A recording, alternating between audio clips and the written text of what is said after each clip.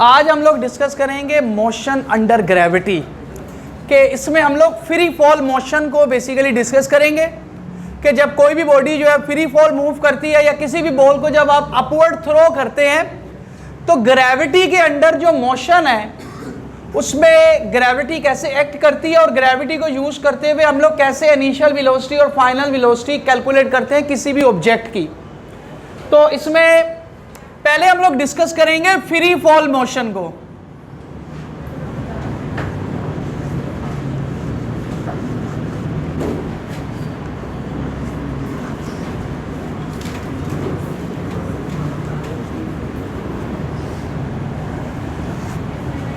Free fall motion देखिए, free fall motion किसे कहते हैं? जब कोई भी body under the action of gravity downward move करती है तो उसकी मोशन को कहते हैं free fall motion. When body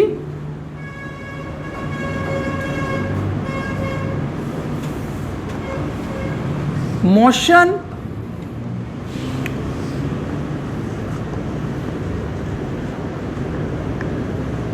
under gravity, ठीक है। अब इसमें हम लोग बॉल की इनिशियल वेलोसिटी हमारे पास 0 होती है। हम लोग किसी भी बॉल को क्या करते हैं या किसी भी बॉडी को हम लोग क्या करते हैं? ड्रॉप। तो यहां पे हम लोग वर्ड यूज करेंगे ड्रॉप केस। देखिए, जब आप ड्रॉप करेंगे तभी तो इनिशियल वेलोसिटी 0 होगी। अगर आप थ्रो करेंगे किसी चीज को तो आप उसको कुछ ना कुछ वेलोसिटी दे के भेजेंगे। ड्रॉप में क्या होता है? बस आपने छोड़ देना। जब आप छोड़ेंगे तो इनिशियल वेलोसिटी क्या होगी? तो हम लोग अभी ड्रॉप केस की बात कर रहे हैं। जब ड्रॉप केस होगा तो इनिशियल वेलोसिटी 0 होगी और बॉडी का जो एक्सेलरेशन है वो कौन सा एक्सेलरेशन होगा? ग्रेविटेशनल एक्सेलरेशन, क्योंकि डाउनवर्ड आ रही प्लस ही आएगा। अच्छा, अब इसमें इक्वेशन ऑफ मोशन को मॉडिफाई करते हैं। अब हमारी जो फर्स्ट इक्वेशन ऑफ मोशन है उसमें Vf is equal to Vi 0, बाकी क्या बचा? Gt। First equation of motion modified हुई तो क्या बन गया? Vf is equal to Gt। Second equation of motion, आप S को H से भी रिप्लेस कर सकते हैं हाइट के केस में। H is equal to VIT, Vi 0 हो गया प्लस हाफ Gt स्क्वायर। ये सेकंड इक्वेशन ऑफ मोशन आ गई। अच्छा, थर्ड इक्वेशन ऑफ मोशन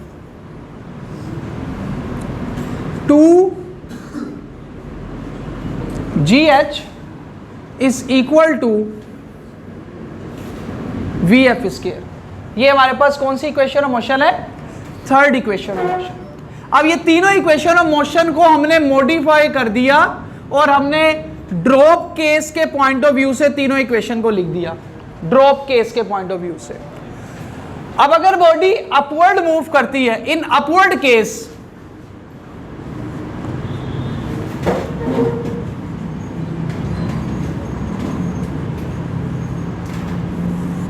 अगर एक बॉडी अपवर्ड मूव करती है तो अपवर्ड मोशन में जो इनिशियल वेलोसिटी है वो 0 नहीं होती। क्यों 0 नहीं होती?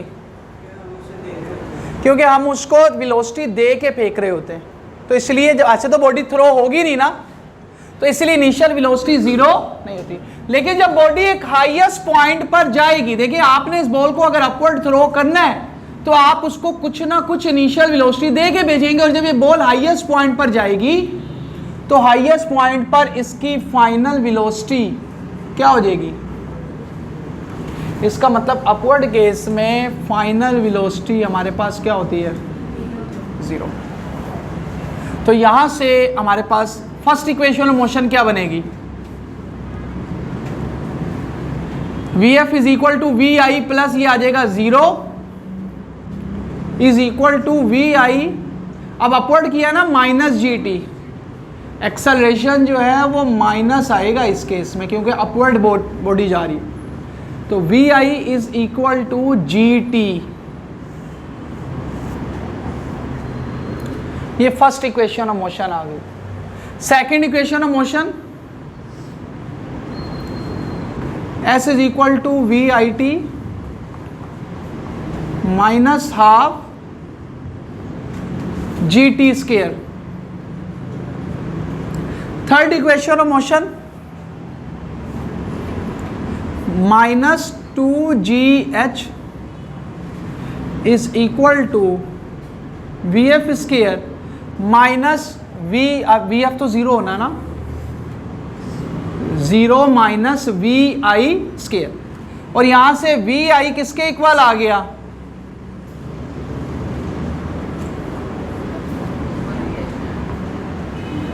Under root two G H किसके इक्वल, हाँ जी, माइनस इस माइनस से कैंसिल हो,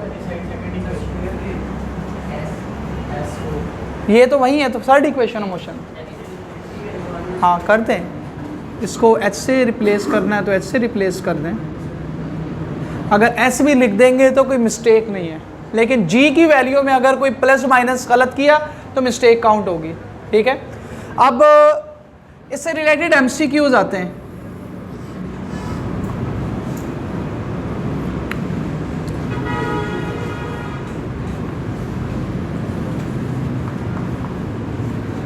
A ball is dropped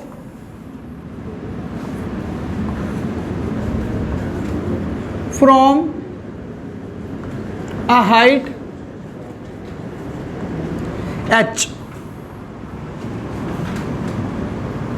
हमने बॉल को एक हाइट h से ड्रॉप किया।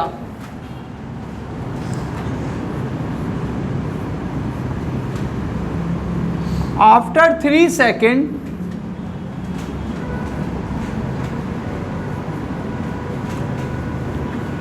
calculate the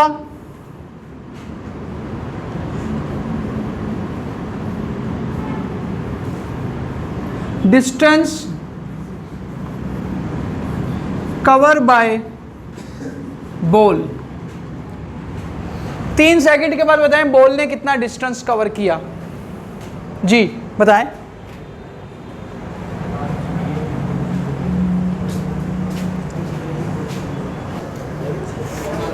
अच्छा जी, ball is drop, it means initial velocity 0, और हमें डिस्टेंस कैलकुलेट करना है। Second equation of motion, h is equal to half 9.8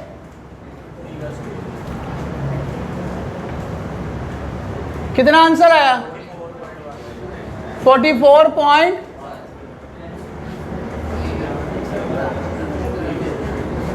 metre.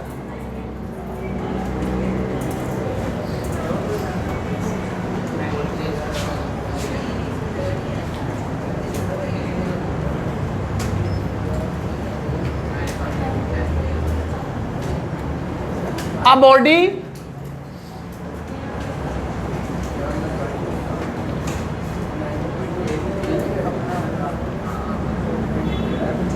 is thrown upward। बचे बेटा कोई, 2 बचे, 2 ने लिए नहीं,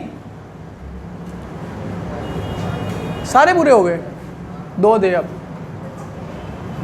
क्या,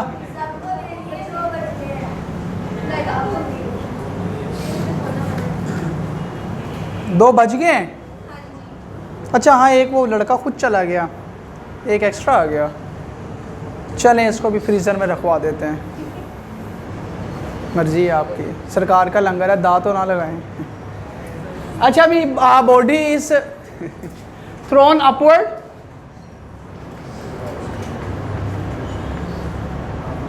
इट टेक 3 सेकेंड, चलें आज टाइम चेंज कर लेते हैं, 5 सेकेंड टू रीच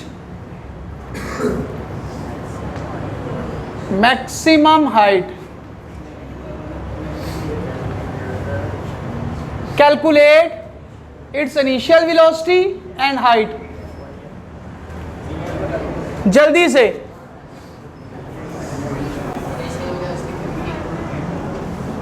कोई बच्चा इधर आया है, उसको परेशानी हुई है, एक तार की ना उन्हें उठा के कैब के लिए उंगल हुई है। तू ही होगा ये, मर्जी यार तुम लोगों की। करो ना बेटा जल्दी। वो तू सॉल्व नहीं करता, एमसीक्यूज है ये गधा।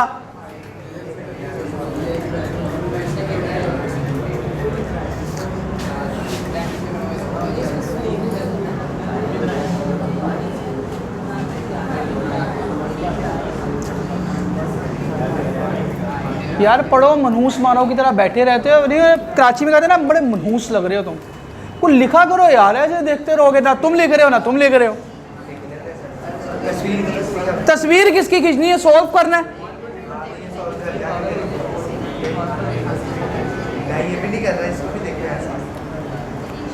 उन्हें तो सोचा ही होगा कुछ। जूतियों का अवसर कितना आया है? 40।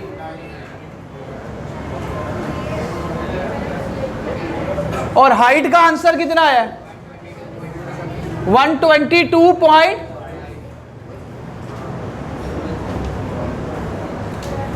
अच्छा, ये टॉपिक शॉर्ट का ही था, तो शॉर्ट और एमसीक्यूज इसमें से आने। कल हमारा मेन टॉपिक है प्रोजेक्टाइल मोशन, ठीक है। उसके लिए ज़रा तैयारी पकड़ के आइएगा टाइम से ही। तो इंशाल्लाह कल मिलते हैं आपसे।